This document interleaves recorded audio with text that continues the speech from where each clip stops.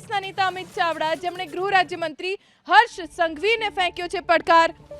અમિત ચાવડાએ કહ્યું કે બીઝેડ ગ્રુપના મુખ્ય આરોપીનો વરઘોડો કાઢીને બતાવો, ખ્યાતિકાંડના મુખ્ય આરોપીનો વરઘોડો કાઢીને બતાવો।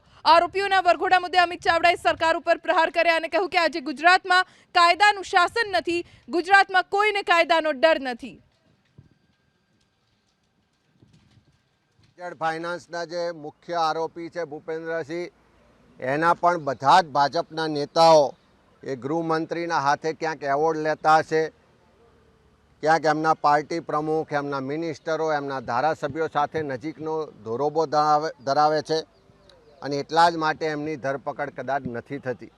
સામાન્ય ગુનેગારોના વરઘોડા નીકળે અને એના માટે ગૃહમંત્રી કોલર ઊંચો કરતા હોય છે, પણ મારી ગૃહમંત્રીને ચેલેન્જ છે કે આ બીઝેડ ફાઇનાન્સના જે ગુનેગારો છે એનો વરઘોડો કાઢી બતાવજો।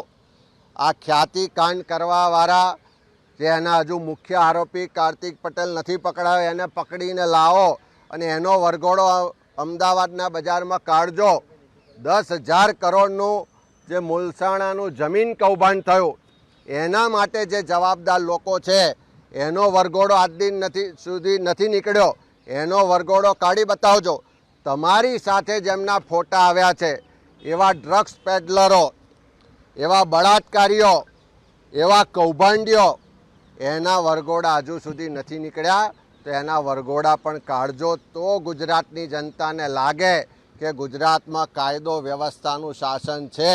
નહીં તો ગુજરાતની જનતાને આજે લાગી રહ્યું છે કે રાજ્યની સરકાર અને ગૃહમંત્રી એની વ્યક્તિગત પ્રસિદ્ધિ માટે વ્યસ્ત છે, પોતાના બ્રાન્ડિંગ માટે નિવેદનો કરે છે, પોતાની છબી આગળ લઈ જવા માટેના પ્રચાર પ્રસાર કરે છે, પણ ગુજરાતના લોકોને લૂંટવાવાળા, ગુજરાતના લોકોની હત્યા કરવાવાળા, બેન દીકરીઓને બળાત્કાર કરવાવાળા, ખનન માફિયાઓ, ભૂમાફિયાઓ પર કડક કાર્યવાહી કરવા માટે આ સરકાર ચિંતિત નથી, એવું સ્પષ્ટ રીતે આજે ગુજરાતની જનતા માની રહી છે।